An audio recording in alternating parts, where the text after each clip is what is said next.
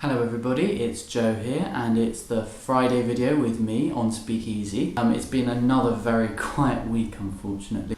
Now I thought this week I would do a little music biography, and I mentioned Kirsty MacColl before as my favourite, so I thought I'd try and explain why I like her music so much. It's just quite fun just for me to do this, and hopefully you'll enjoy it too. So we roll the titles.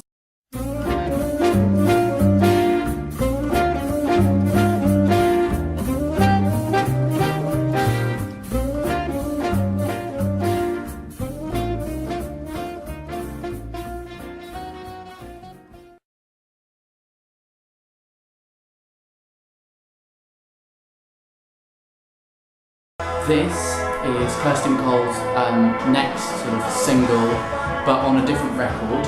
It's probably one of her most famous ones. This is the album cover for it, and I'm quite lucky. I have an original 1981 copy. It's complete with the original price. It's a really fun song, and it's actually the first insight that we get into Kirsty MacColl's ability to write really witty lyrics. This is Don't Come to Cabo with me, Sonny Jim, and it's one of my favourite, in fact it is my favourite Kirsty MacColl song, if not one of my favourite songs of any artist. It's from her second album, which was 1989, so there's a huge gap of 8 years between Desperate Character and Kite, her second album. And Don't Come to Cabo with me, Sonny Jim, it's a really clever Western style song, and it almost avoids being a pastiche just because the lyrics and the voices are just the vocals are so clearly her. Kirsty MacColl has a very distinctive way of harmonising. So this is All I Ever Wanted, and this is from Kirsty MacColl's third album, and this is a much shorter gap. This is now 1991. By this stage she's in a really good point in her career. Electric Landlady, the title of the album, reaches number 17 in the UK album charts. And she's married to the successful producer Steve Lillywhite. She has 2 children, and she's releasing quite a lot of material. She's done loads of session work with the Smiths, with U2, the Rolling Stones, but she's still sort of living a normal life in her home in Ealing, which is where I live.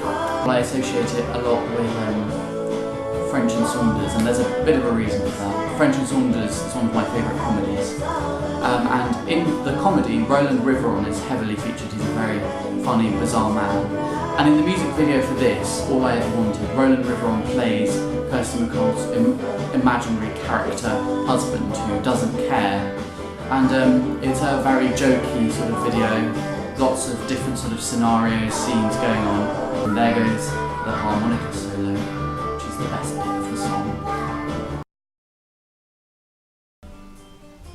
This is Soho Square, and this is from Kirsty MacColl's 4th and penultimate album, Titanic Days. This was quite a sad album for Kirsty MacColl. It was just after a very bad divorce. She divorced her husband Steve Lillywhite. To make matters worse, it didn't help that she didn't get very much publicity from her record company. Most of her publicity was actually in the United States. In particular, it's also quite relevant because when Kirsty MacColl died, and it was in a boating accident in Mexico, it was a huge deal of controversy, a great scandal in fact. She died saving her 2 children. But they put a bench for her in Soho Square because of this song. This is Kirsty MacColl's final album. It's her 5th album. It's called Tropical Brainstorm there. It's sad that it's her final album. She was tragically killed in Mexico in the boating accident, as I mentioned. And this was in the year 2000, so this album was released only a few months before. But it's at a really happy point in her life. It's a very upbeat album. Latin rhythms, Cuban influence are really strong. On this album, another song that's really worth a listen is England to Columbia Mill. A really great song, I'd say my second favourite, because it's got the wittiest lyrics. They're very sharp, quite vicious actually, but really very accurate in a way, and you'll see what I mean when you listen to it. So really, yeah, that is Kirsty MacColl. Believe me, you will always find a song for you in her collection, even if you don't like all of them.